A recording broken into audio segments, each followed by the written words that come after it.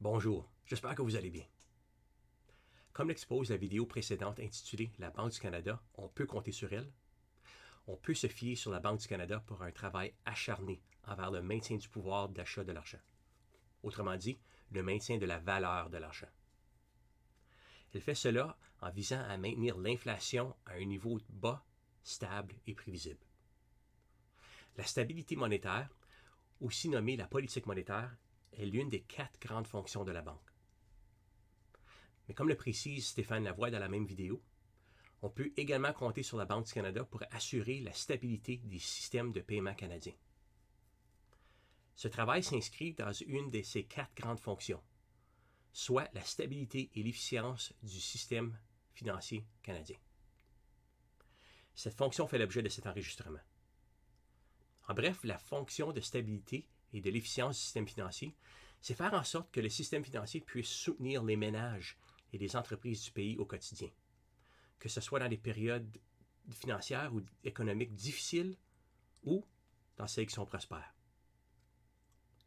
Le préambule de la loi sur la Banque du Canada énonce qu'il est opportun d'instituer une banque centrale pour, entre autres, favoriser la prospérité économique et financière du Canada.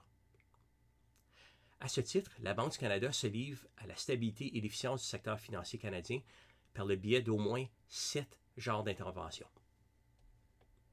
Premièrement, elle surveille les infrastructures de marché financier essentielles, telles que le système de paiement, pour s'assurer que ces infrastructures contrôlent adéquatement les risques. Pour ce faire, la Banque examine les pratiques en matière de gestion des risques de ces infrastructures par rapport aux normes qu'elle élabore. La Banque intervient également lorsque cela est nécessaire, y compris dans le cadre de son rôle comme autorité de résolution dans la situation peu probable de la défaillance d'une telle infrastructure. Deuxièmement, dans le cours normal, la Banque effectue diverses opérations sur les marchés financiers. En temps normal, la Banque octroie aussi des liquidités pour faciliter le règlement au sein du système de paiement. Elle intervient donc à titre de participante active dans le système financier. Et comme troisième intervention, elle effectue et publie des analyses et des recherches en guise de cerner et d'atténuer les risques à la stabilité financière du pays. Quatrièmement, elle collabore avec les autorités fédérales, provinciales et internationales, de même qu'avec des organismes sectoriels en guise d'appuyer la stabilité du système financier.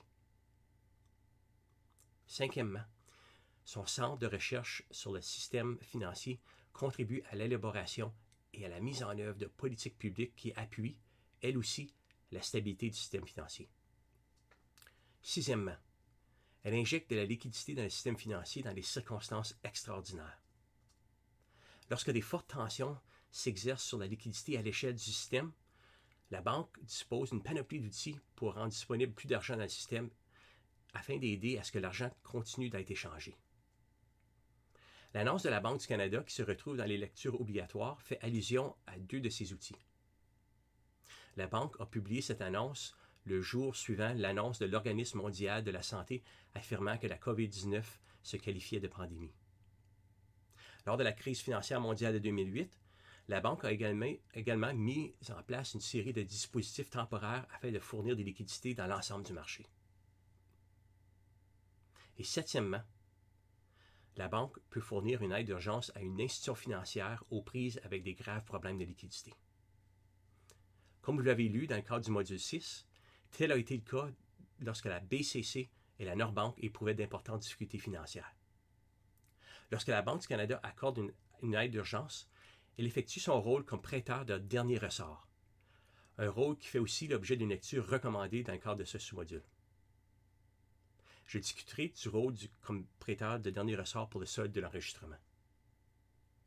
Le rôle de prêteur de dernier ressort est un rôle que jouent les banques centrales à travers le monde depuis au moins le 19e siècle.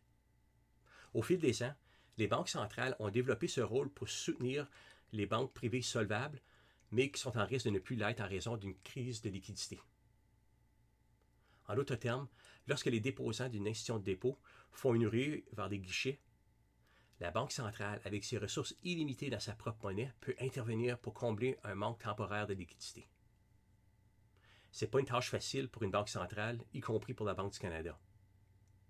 Comme la Banque centrale est un organisme gouvernemental, les sommes d'argent qu'elle prête sont des sommes de l'État.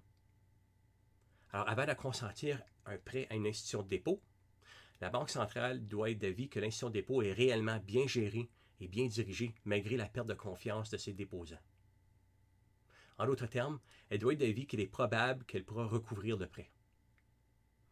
Parvenir à cet avis peut être très difficile, comme les cas de la BCC et la Nordbank le démontrent. Malgré l'aide financière que leur a fournie la Banque du Canada, ces deux banques ont fait faillite. Il existe aussi d'autres défis pour un prêteur de dernier ressort. Par exemple, le taux d'intérêt sur le prêt est particulièrement élevé dans le but d'éviter l'aléa moral.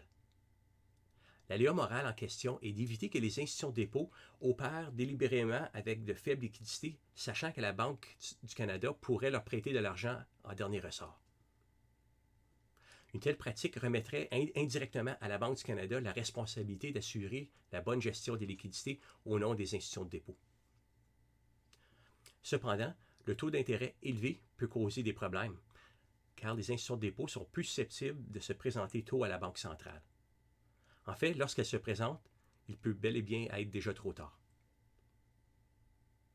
Dans le cas de la Banque du Canada, le rôle de prêteur de dernier ressort auprès des institutions financières est codifié à l'alinéa 18H de la loi sur la Banque du Canada et exige que l'emprunteur soit membre de l'Association canadienne des paiements et que tout prêt soit consenti sur une base pleinement garantie. Alors, pour résumer, l'une des 4 grandes fonctions de la Banque du Canada est de promouvoir la stabilité et l'efficience du système financier. Un système financier qui fonctionne bien est dans l'intérêt de tous ses participants, surtout en période financière ou économique difficile.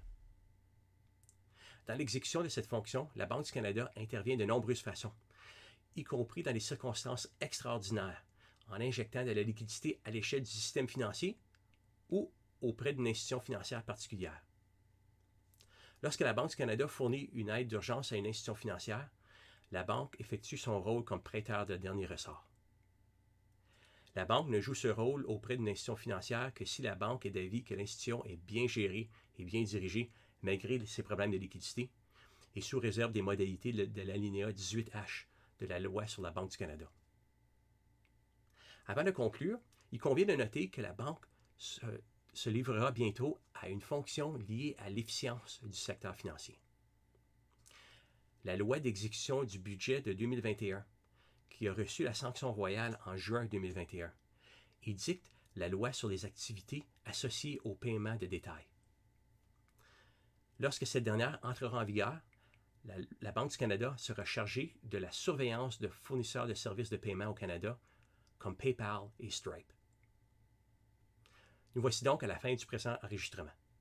À bientôt.